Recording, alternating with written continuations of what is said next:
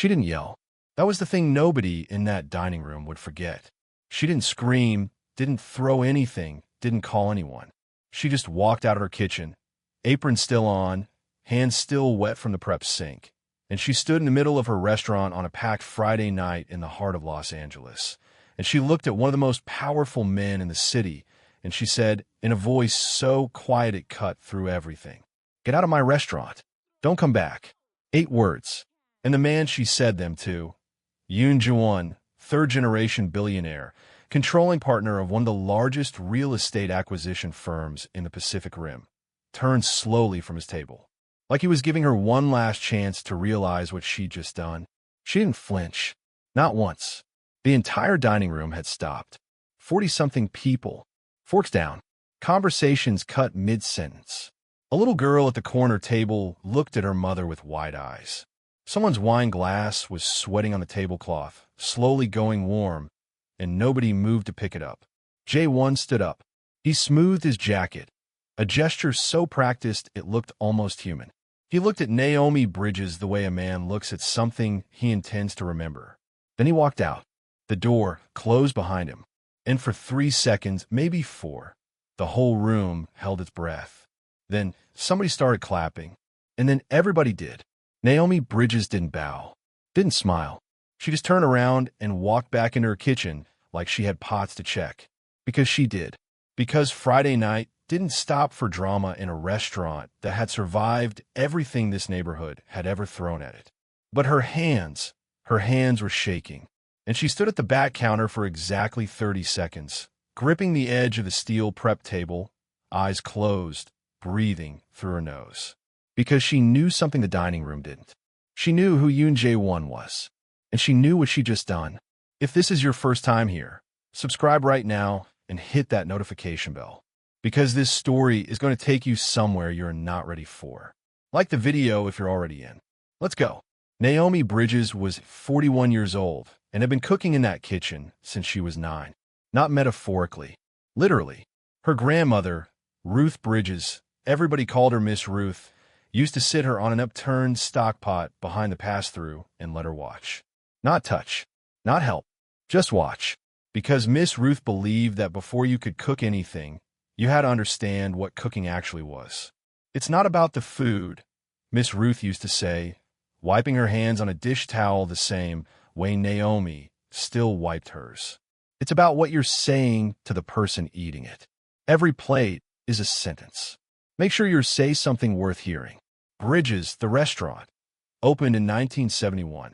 Crenshaw-born, Koreatown adjacent, planted on a block that nobody wanted at the time because the rent was cheap and Miss Ruth was stubborn. Soul food, the real kind. Oxtails that took 2 days. Cornbread that required a specific cast iron pan that lived on a hook above the second burner and had never once been washed with soap. Collard greens that people drove 40 minutes for from neighborhoods where there were plenty of perfectly good restaurants because nothing tasted like that anywhere else. The restaurant had survived the '92 riots. It had survived 3 recessions, a fire in the storage room in 2003, the death of Miss Ruth in 2009, and the slow creeping gentrification that had turned the surrounding blocks from something lived in and real into something Instagram-ready and hollow. It survived because Naomi came home from culinary school and took over the kitchen. Not because anyone asked her to, because it needed her. She had given up a career, a real one, with a trajectory, with a sous chef position at a restaurant in New York that was one good review away from its second Michelin star. And she came back to Los Angeles to cook oxtails in a dining room that seated 42 and still had the same booth from 1987. She had never once said she regretted it. She had never once said she didn't. That was the particular loneliness of Naomi Bridges. She had made the choice, she stood by the choice, and she had never given herself permission to mourn what the choice had cost her. She kept that grief folded up very small and tucked somewhere she didn't visit often. Usually late at night, after closing, when she sat in the corner booth with a cup of coffee gone cold and looked at her grandmother's photo on the wall and tried to decide if she'd done the right thing. She had never found a definitive answer. She had stopped looking for one. Jisoo Park had been working at Bridges for 3 years when the Yoon Jae-won incident happened. She was 24, Korean American, born in Koreatown to parents who'd immigrated in the mid-90s and built a dry cleaning business on Normandy one press shirt at a time. She was working at Bridges to pay off culinary school debt while she figured out her next move. She was fast, she was precise, she remembered every regular's name and their usual order, and she had a way of making people feel like they were the most important table in the room, even on a night when they demonstrably weren't. Naomi had trained her well. Jisoo loved working at Bridges the way you love a place that demands something real from you. Not easy love, the kind that is texture. The night of the incident, she'd been on a double. 12 hours in, feet aching, wearing the kind of tire that lives behind your eyes. Table 7, the corner 4 top, had a difficult party. A birthday group that kept changing their order. A man at the bar who needed his water glass refilled every 6 minutes with the particular urgency of someone who had decided his water glass was a personality. She was managing all of it with the flat, professional competence that good servers develop the way athletes develop muscle memory. And then table 9, Yoon Jae-won had come in alone, which was unusual for someone of his profile. No assistant, which was more unusual still. He was dressed down by his standards, no tie, jacket open, and he looked like someone who had just come from a meeting where things had not gone the way he'd planned. He had a specific kind of energy that Jisoo recognized immediately. The energy of a man who is used to being in control and is currently not in control of something and is managing that feeling poorly. She greeted him, gave him the menu, recited the evening's specials with the warmth she gave everyone. He didn't look up. She noted it, filed it, came back when he was ready. He ordered without looking at her, changed the order twice. When she brought his water, he moved it to the other side of the table without acknowledgement, like she was furniture that had been placed incorrectly. She absorbed it. She'd absorbed worse. But then the oxtails came out, and they were perfect. She knew they were perfect because she'd watched Naomi plate them herself, and he pushed them to the side and snapped his fingers at her across the dining room. Actually snapped his fingers, like calling a dog. And when she came over, he leaned back in his chair and said, in Korean, because he'd looked at her and made a calculation. He said something that translated, roughly, to tell the cook this isn't worth what it costs. And you should smile more. It's part of the job. He said it like she wouldn't understand. She understood every word. She stood there for one full second, one of those seconds that last longer than it has any right to. And then she said, very professionally, of course, sir. Let me check on that for you. And she walked to the pass-through window, and she told Naomi, not all of it. She didn't repeat what he'd said in Korean. She just said, table 9 is being difficult. Very difficult. Naomi looked at her face, and she knew. She'd been running this restaurant for 12 years. She'd seen every variety of difficult. What she saw on Jisoo's face wasn't irritation. It was a specific, careful blankness that a woman puts on when she has just been made to feel small and is not allowing herself to react because she is at work and she is professional and she needs this job. Naomi had worn that face herself. She recognized it the way you recognize a scar on someone else that matches yours. She set down the pan she was holding. She untied her apron, didn't take it off, just untied it, which somehow made what came next feel more deliberate. And she walked out of the kitchen. She crossed the dining room. The room was loud. Friday dinner service, cutlery and conversation, and the specific white noise of a full house. She moved through it like it was nothing, like she owned every square inch, which she did. She stopped at table 9. Yoon Jae-won looked up. For the first time since he'd walked in, he looked up. He looked at her. The apron, the hands, the total absence of uncertainty on her face. And something in his expression shifted. Not quite recognition, not quite alarm, something in between. Naomi looked at him for exactly 2 seconds. Then she said it. Get out of my restaurant. Don't come back. Not loud, not angry, or rather, the anger was so compressed, so completely controlled, that it had passed through some transformation and come out the other side as something colder and more permanent than anger. He said, excuse me. She didn't repeat herself. She didn't need to. She had said it once, and she had meant it once, and everyone in the room had heard it, and she was done. Jae-won looked around the dining room. taking a slow inventory of the witnesses, calculating something. Then he looked back at Naomi. "Do you know who I am?" he said. It was the wrong thing to say. To her. In that room. On that block. Naomi's expression didn't change at all. "I know exactly who you are," she said. "And I know what my restaurant is. You don't belong in it. Leave." He left. And the room applauded, as rooms sometimes do when they've witnessed someone choose dignity over safety and mean it all the way down to the bone. What the dining room didn't know, what Jisoo didn't know, what nobody knew except Naomi's lawyer and Naomi herself, was the envelope. It had arrived 6 months ago, slipped into the mail between a produce invoice and a city notice about street cleaning. White envelope, clean typography, return address. Yoon Capital Partners, LLC, Century City. Inside, a letter, 2 pages offering to purchase the property at 4217 West 6th Street. Bridges, the building, the land, everything for $4.2 million. A fair offer. More than fair, actually. The kind of offer that was designed to be hard to refuse. Naomi had read it twice. She had folded it back into the envelope. She had put the envelope in the drawer beneath the cash register. She had not told her staff. She had not called her lawyer for 11 days. When she finally did call him, she said, "I'm not selling." And when he asked if she was sure, she said it again, and he knew by the way she said it that the conversation was over. She had not opened the envelope again. She kept it in the drawer because getting rid of it felt like a kind of lying, and Naomi Bridges did not lie to herself, even when she wanted to.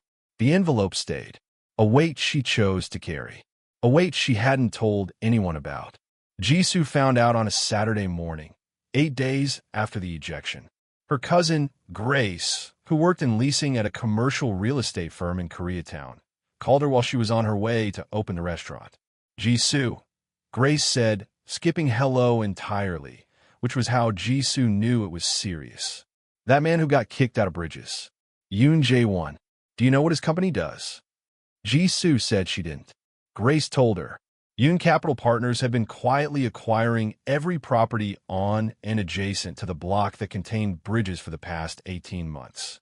A dry cleaner on Catalina, a parking structure on 6th, a shuttered furniture showroom, a small apartment building on the corner. One by one, shell companies, so nothing pinged together in public records until you knew what you were looking at. Bridges was the last parcel, the only one they didn't own. And 6 months ago, they had sent an offer. Jisoo stood on the sidewalk outside the restaurant with her keys in her hand and felt something shift in her chest. She thought about the offer. She thought about what $4.2 million would mean. To Naomi, yes, but to the staff. Full severance. Life-changing money for people who had given years to that kitchen. And she thought about the culinary school debt that woke her up at 3 in the morning, sometimes like a hand around her throat. Then she thought, Naomi knew. Naomi had known for 6 months, and she hadn't said a word. Jisoo didn't say anything until the lunch service was over. She waited until the last table cleared, until the other staff had gone on break, until it was just her and Naomi in the dining room with the chairs still half pushed in and the afternoon light coming through the windows at that particular angle that made Bridges look like a painting of itself. She said, "Tell me about the offer from Yoon Capital." Naomi was wiping down a table. She stopped. She didn't turn around right away. Then she did. "How do you know about that? Does it matter?" "It matters to me."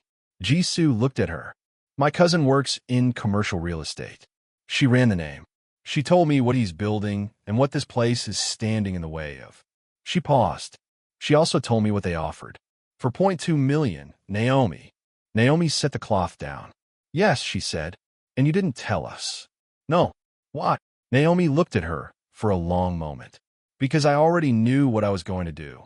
"That's not an answer," Jisoo said. Her voice was level, but her hands weren't. She had them pressed flat on the table in front of her. "That's the decision. I'm asking why you made it without us. Without telling the people who work here. Who would have been affected? I'm aware of who works here." "Naomi." Jisoo leaned forward. "I have $42,000 in culinary school debt. Marcus has been sending money home to his mother in Atlanta for 3 years. Carmen has 2 kids, and her car insurance lapsed last month because she couldn't cover it. That offer would have changed our lives." Her voice cracked on the last word, Not from weakness, but from something more honest than that. You made that decision for us. Without asking. The room was very quiet. Naomi said, I know. And I'd make it again. It was the wrong answer. It was also the most honest answer she had. And Jisoo heard that, heard the honesty in it, and that almost made it worse. Because there's a particular kind of hurt that comes not from being deceived, but from being seen clearly by someone who has then chosen something over you and is not ashamed of it. My grandmother built this, Naomi said. Her voice was low, not as a business, as a statement, as proof that we could have something that was ours. On this block, in this city, after everything this city did to people who looked like us. She built it, and she gave it to me. And I am not selling it to a man like that, so he can tear it down and put up something with a rooftop bar and a waiting list. Jisoo was quiet for a long time. Then she said, and if he tears it down anyway? If he uses whatever leverage he has and takes it from you with permits and zoning and lawyers? What do we have then? We lose it, and we have nothing. At least with the offer, we'd have walked away with something. Naomi didn't answer, because she didn't have one. Yoon Jae-won did not go back to his hotel after leaving Bridges that Friday night. He sat in the back of his car for 20 minutes while his driver waited. His assistant, Daniel, had texted 3 times. He didn't answer. He was replaying the moment. Not the ejection. That was almost beside the point. He was replaying the 2 seconds before she spoke. The way she'd looked at him. He had been looked at with anger before. With contempt. With fear, which was more common and more useful. He had sat across from city officials who wanted something from him and smiled with their mouths while their eyes told a different story. He was accustomed to being read by people who needed to read him carefully. This woman had looked at him like she had already taken his full measure and found it. Not threatening. Not even interesting. Just inadequate. Like he was a specific kind of problem she'd encountered before, and she had simply run out of patience for that kind of problem. He couldn't remember the last time he'd felt inadequate. He found it, to his irritation, clarifying. He said to his driver, I need the full file on the Bridges property. Tonight. The file told him what he already knew structurally and some things he hadn't fully absorbed. Ruth Bridges, founder, 1971. Primary property, 4217 West 6th Street. Purchased for what would now be an almost comical sum. Naomi Bridges, sole owner since 2009. Inherited, not purchased. The restaurant had a perfect health inspection record, a Yelp rating that was absurdly consistent, and a kind of institutional reputation that no algorithm could fully capture. Old-timers knew it the way they knew specific streets, as part of the actual texture of the city. The file also contained something Daniel had flagged at the bottom. The offer letter Yoon Capital had sent 6 months ago, and the notation beneath it, no response received. Jae-won read that line 3 times. She hadn't even replied. Not to decline, not to counter, nothing. The letter had gone into whatever silence Naomi Bridges had decided to assign to it, and there it had stayed. He put the file down. He thought about his grandmother. He tried not to do that. He was good at not doing that. He had spent a decade building the specific psychic architecture required to function as the kind of man his career required him to be. And part of that architecture was a wall around 2009, around Seoul, around a small restaurant in Mapo-gu that had served sundubu jjigae for 40 years and was gone in 6 weeks once the right pressure was applied by the right company. A company that looked a great deal like his. He called his board liaison at 10:15 that night and told her to begin drafting the zoning variance objection. He did it because it was the next logical move. He did it because he was very good at not thinking about 2009. The city notice arrived on a Tuesday. Naomi was in the middle of inventory when her lawyer called. Marcus, who did the morning prep, watched her face go still the way he'd seen it go still maybe once before when she'd gotten the call that Miss Ruth had been taken to Cedars. That particular stillness, like something inside her, had gone very, very quiet. She hung up. Marcus said, Naomi, what is it? She said, we have a problem. She told him, not everything, but enough. A zoning variance objection filed by a third party, an anonymous LLC that her lawyer had taken 4 hours to trace back through 3 layers of corporate structure to Yoon Capital Partners. The objection was narrow but targeted. The city had 60 days to rule on it. If the variance was denied, Bridges would be out of compliance with a 2021 building code update it had been grandfathered through. Getting into compliance would cost more than the restaurant had. Marcus sat down on a milk crate. "He did this because you threw him out?" he said. "He was doing it before I threw him out," Naomi said. The offer, the acquisitions, the pressure, it was all already in motion. She stopped. "You just made him personal about it," Marcus said. She didn't answer. Marcus looked at the floor for a while. Then he said, "Naomi, are you going to fix this?" And the way he said it, not accusatory, not even particularly emotional, just direct, the way Marcus always was, made something tighten behind her sternum. "I'm going to try," she said. "That's not what I asked." She looked at him. He said, "I've been here 6 years. I've never once asked you about the business side. That's your world. I show up, I work, I trust you." He paused. "I need to know that trust goes both ways. I need to know you're going to fight for this place the same way you've fought for it before. Not halfway, all the way." "I will," she said.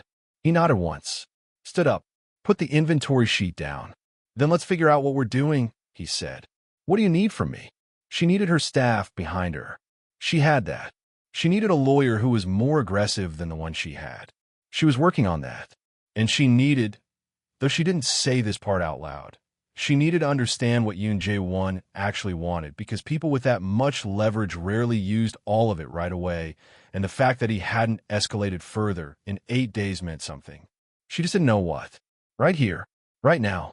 If this story is doing something to you, if you feel that tightness in your chest watching a woman fight for everything she has, smash that like button and drop a comment. Tell me, would you have thrown him out? Because I need to know. Let's keep going. He came back on a Thursday evening, 11 days after the ejection. 6:15, which was before the dinner rush, when the restaurant was half full and the kitchen was still in setup mode. He came in alone. No jacket this time. A dark shirt, sleeves rolled up, and he looked different. Not smaller exactly, but less armored. Like he'd removed something he usually wore. He sat at the counter. Not a table. The counter, where regulars sat. Where you sat when you wanted to talk to whoever was behind the pass-through. Jisoo was the first to see him. She stopped walking. Her body made that decision before her brain caught up. She stood in the middle of the dining room holding a coffee pot and just looked at him. Naomi came out of the kitchen 2 minutes later because she always did a pre-service walkthrough, and she stopped when she saw who was at the counter. He looked at her. She looked at him. Neither of them spoke for what felt like a very long time. Then he said, "I'm not here to negotiate." "Then why are you here?" "I want to eat." Naomi said, "You're not welcome here." "I told you that." "I know." He didn't move. "I'm asking you to make an exception. Give me one reason." He was quiet for a moment. Then he said, "Because I think I owe you the dignity of a real conversation. And because I don't know how to start it without sitting across from whatever it is you're making that smells like that." Something moved across Naomi's face. Not softness, nothing that easy. Something more like recognition. The specific recognition of someone who speaks a language you didn't expect them to speak. She looked at him for another long moment. Then she said, "You touch the food I cook, you eat it. You don't send it back, you don't criticize it, you don't manage it. You eat what I make." "Agreed. And you're going to tell me what you're actually doing to my restaurant." "Agreed." She went back into the kitchen. Jisoo watched this whole exchange from her spot in the middle of the dining room. The coffee pot was still in her hand. She hadn't moved. When Naomi disappeared through the kitchen door, Jisoo looked at Jae-won. He looked back. "Do you want coffee?" she said. "Please," he said. And then, "I'm sorry for what I said." In Korean, Jisoo poured the coffee. She set the cup in front of him. She looked at him with the level gaze of someone who has decided that an apology is real or it isn't, and time will tell which one this is. "Don't do it again," she said. Then she went back to her tables. Naomi cooked him braised short ribs, collard greens, the cornbread from the cast iron, which almost never went to a single diner, which Naomi normally made for full tables because it came out in a round and you were supposed to share it. She cut him a wedge and put it on his plate anyway. She didn't ask herself why. He ate in silence for a while. The dining room filled up around him. The noise built the way it always did. That specific, comfortable noise of a room full of people who are fed and warm and in the right place. He seemed aware of it, seemed to be listening to it, like he was taking a reading of something. When she came out of the kitchen to refill the cornbread station, he said, "My grandmother ran a restaurant in Seoul. Mapo-gu. 40 years." Naomi stopped. "Sundabujigi," he said, "and Pajian on weekends." She made the batter the night before and kept it in the refrigerator in this specific white container that I still remember. I couldn't tell you the color of the walls of that restaurant. I couldn't tell you what the sign looked like, but I can tell you exactly what that container looked like. Naomi said nothing. She was listening. A development company bought the surrounding properties, applied legal pressure on the zoning. She couldn't comply with the code changes. She closed in 2009. He was looking at his plate. She died 2 years later. He paused. "And before you ask, yes, the company that did it looked a great deal like mine." The room around them was loud. Nobody else was listening to this. It was private despite being public, which is something that only happens in good restaurants. Naomi said, "Why are you telling me this?" "Because you asked me to be honest. I asked you to tell me what you're doing to my restaurant." He looked up. "It's the same thing," he said. Naomi pulled out the stool next to him. She sat down on it. She had never, in 12 years of owning Bridges, sat at the counter during service.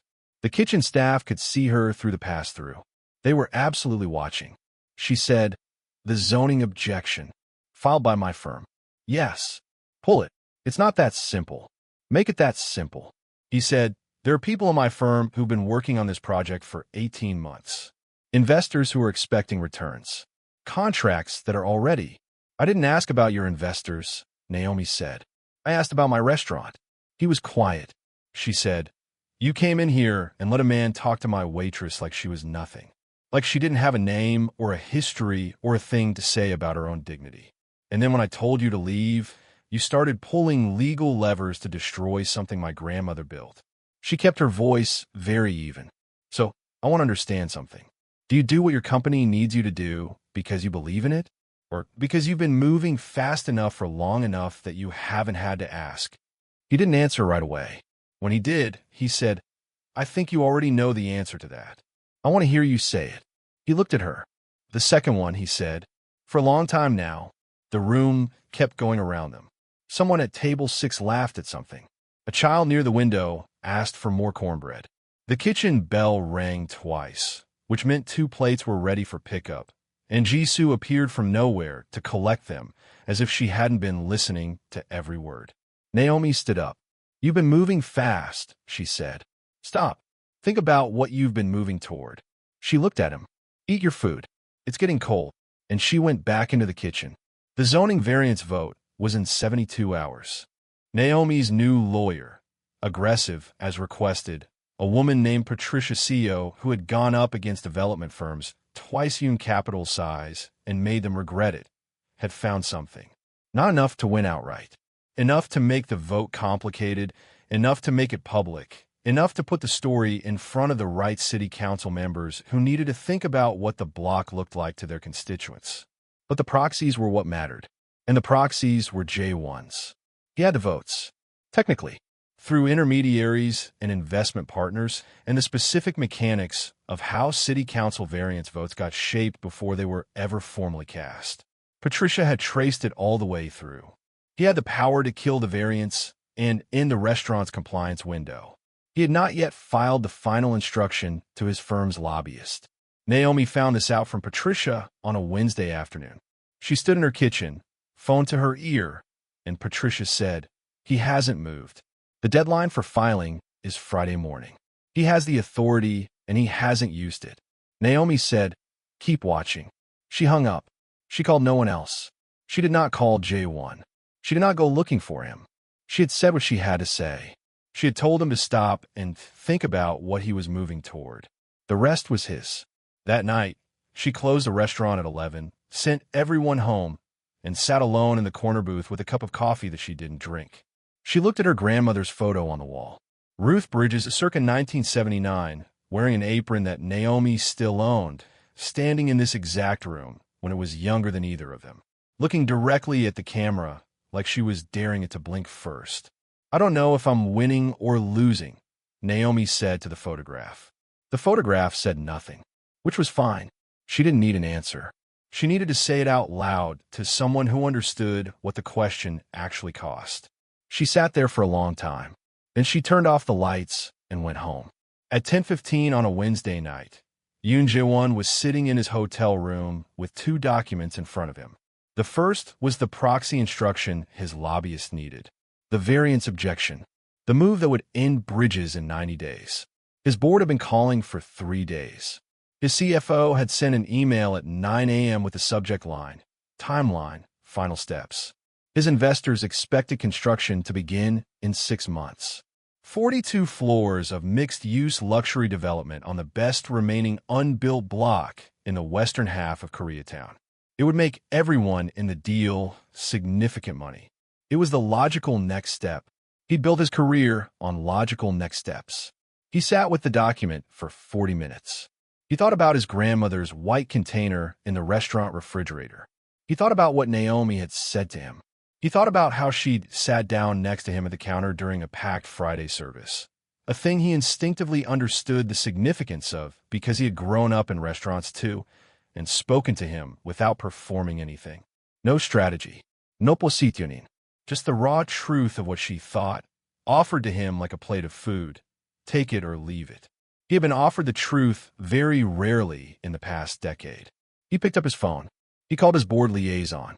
He said, "I'm pulling the objection. I'm also resigning as controlling partner effective immediately." He listened for a moment. Then he said, "Yes, I understand the implications. I need you to begin the paperwork tonight." He listened again. "No, tonight." He hung up. He sat in the quiet hotel room for a long time. He felt something he hadn't felt in years. Not peace exactly. More like the specific sensation of having put something down that you've been carrying so long you forgot it wasn't part of your body. He didn't call Naomi. He didn't want credit. He just wanted to sleep. The city council vote was held on a Friday morning at 10 a.m. The zoning variance was denied, not granted, which would have meant the objection succeeded. Denied, which meant the objection failed, which meant Bridges remained grandfathered, remained compliant, remained standing. Patricia called Naomi at 10:14. "We won," she said. Naomi was in the kitchen. She had been prepping since 6 because she needed to do something with her hands. She put the phone down. She stood at the prep table for a moment. Then she sat down on the floor, right there, in the middle of the kitchen, back against the lower cabinets, and she put her hands over her face. Marcus came in from the back and found her like that. He sat down on the floor next to her without saying anything. After a while, she said, "We won." He said, "I know. Jisoo texted me." They sat there on the kitchen floor together for a little while, which is not a thing either of them would ever have admitted to doing, and which was exactly right. She found out what Jae-won had done 2 hours later from Patricia, who had done the digging. "He resigned," Patricia said, "last night, and before he did, he withdrew the proxy instructions. The objection died because he killed it himself." A pause. "He gave up the project, Naomi. His board is furious. He's out." Naomi sat down, not on the floor this time, at her desk in the small office behind the kitchen, where she kept the books and the old menus and the photograph of her grandmother that was smaller than the one in the dining room, but somehow more personal. She sat there for a long time. She had expected to feel triumphant. She had imagined the victory 100 ways in the past 2 weeks, and in almost every version it felt like something she had taken, something she had fought for and won. This didn't feel like that. This felt like a gift, an enormous, costly, unsolicited gift from a man who had every reason not to give it. And the weight of that was different from the weight of winning. Heavier, in a way she hadn't anticipated. She thought about him alone in a hotel room, putting something down that had taken him 10 years to build. She thought about what that cost. She didn't call him. Not that day. Jisoo came to her on a Monday. She came in before her shift, which was unusual. She was wearing her own clothes, not her work clothes, which Naomi registered without immediately understanding. She sat across from Naomi at the corner booth, the booth where Naomi had all her real conversations, the one closest to Miss Ruth's photograph, and she put her hands on the table. She said, "I need to tell you something." Naomi said, "Okay." I got an offer. From Arter, the restaurant in Silver Lake. Sous chef Trak. They want me to start in 3 weeks. Naomi said nothing. Jisoo said, it's what I went to school for. It's what I've been working toward. And I think, she stopped. Started again. I think I've been staying here partly because I love this place and partly because I was afraid that if I left, something would fall apart. And I need to stop making decisions from fear. Naomi looked at her for a long time. Then she said, you're going to be extraordinary. Yiso blinket. Don't look surprised, Naomi said. You've been extraordinary here. Go be it somewhere that can take you where you're trying to go. Jisoo said, I need to say something else. Say it. You save the building, Jisoo said. And I understand why. I do. I've been sitting with that for weeks, and I understand. She looked at Naomi steadily. But Naomi, you need to figure out who you're saving it for. Because if it's just you in the building and the ghost of your grandmother, that's not a restaurant. That's a monument. And Miss Ruth didn't build a monument. She built a place for people. The booth was very quiet. Naomi said, I know. Do you? I'm working on it. Yiso nodded. She reached across the table and put her hand over Naomi's, briefly, the way you do when the gesture is the whole sentence. Then she stood up. She said, I'll work my 2 weeks. I'll train whoever you hire. I'll send people here for the rest of my life. She smiled, the real one, not the professional one. This place is in me. That doesn't stop. She hugged her. Then she walked out. Naomi sat alone in the booth. She looked at her grandmother's photograph. She's not wrong, she said to it. This moment right here, this is the one. If you felt Jisoo saying what nobody else would say, if you felt Naomi sitting alone in that booth, share this video. Right now, someone in your life needs this story. Because what Jisoo said to Naomi is what some of us need someone to say to us. Now let's finish it. He showed up on a Tuesday morning, 10:15, mid-prep, which was the worst time for a visitor, and he would have had no way of knowing that, which meant he wasn't calculating an entrance, he just came when he came. No suit, dark jeans, and a plain white shirt that looked like it had been slept in.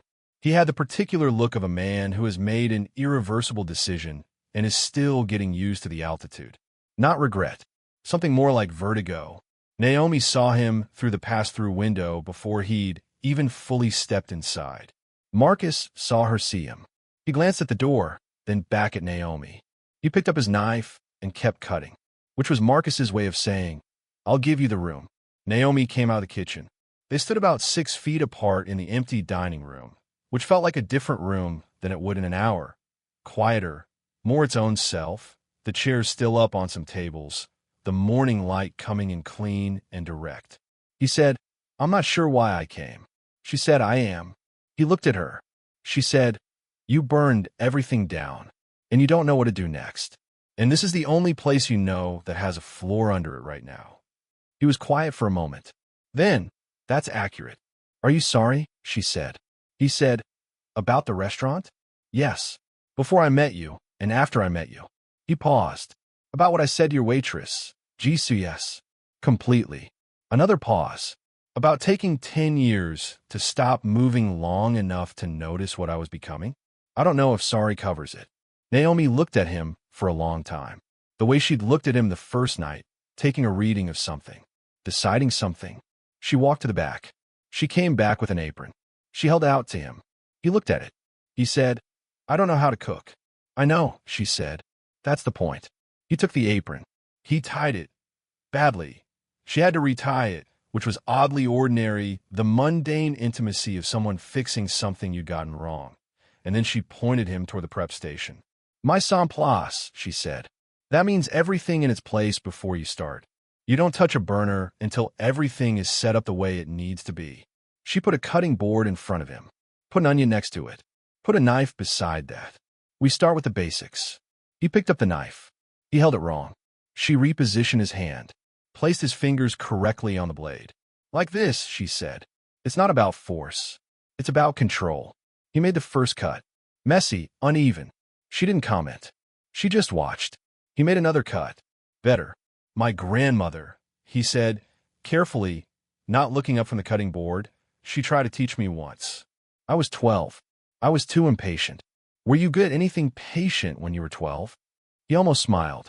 No, most people aren't, she said. That's what kitchens are for. They teach you. They worked in the quiet for a while. Marcus moved around them with the practiced ease of someone who has learned when to make himself small. The morning light moved. The restaurant smelled of coffee and something beginning. He said, "What do I do next?" "After the onions." She said, "We do the garlic." He stopped. Started again. With all of it. What I was. What I had. He looked up. "I'm 43 years old and I've been running towards something since I was 22, and now I've stopped, and I don't know what's in front of me." Naomi was quiet for a moment. Then she said, "I told you. We do the garlic. You don't skip ahead. You do what's in front of you. Then the next thing. Then the one after that." He looked at her. Something in his face shifted. Not broke. He wasn't the kind of man who broke in any visible way. But something settled, like a building finding its foundation. "Okay," he said. "Okay," she said. The dinner service that night was full. Every table. Standing reservation list. The regulars who'd been coming since before Naomi took over. The older women who still asked about Miss Ruth. The families who brought their children. The young couple from adjacent neighborhoods who had discovered Bridges through someone who had discovered it through someone else. And some new faces, too, because the story had gotten around the way things get around in Koreatown, quietly, personally, neighbor to neighbor. Naomi ran the kitchen the way she always ran it, with precision and intensity and the specific warmth that only comes from someone who understands that food is a form of saying something and has decided to say it well every single time. Jae-won stayed in the back. He didn't cook. He wasn't ready for that. He washed dishes for 3 hours, which is what you do when you're learning that a kitchen runs on the willingness to do what needs doing without being asked. He did it without complaint. He wasn't very fast at first. He got faster. At 9:45, during the brief gap between the main service and the dessert tickets, Naomi came to the back and found him at the sink, sleeves soaked, working through the last of the sauté pans. She leaned against the wall next to him. Neither of them said anything for a minute. Then he said, "I owe you more than an apron and a sink full of dishes." "Yes," she said, "but this is how it starts." He looked at her. She was not soft about it. She did not make it easy or romantic or simple. She was looking at him the way she looked at a prep list, directly, with full attention, calculating what was possible and what would take time and what was worth the work. She said, "You're going to be terrible at this for a while." "I know.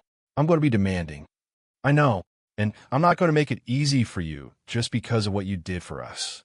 That bought you the door. What you do inside it is yours." "I understand." She looked at him for another moment. Then she said, "Get the cast iron.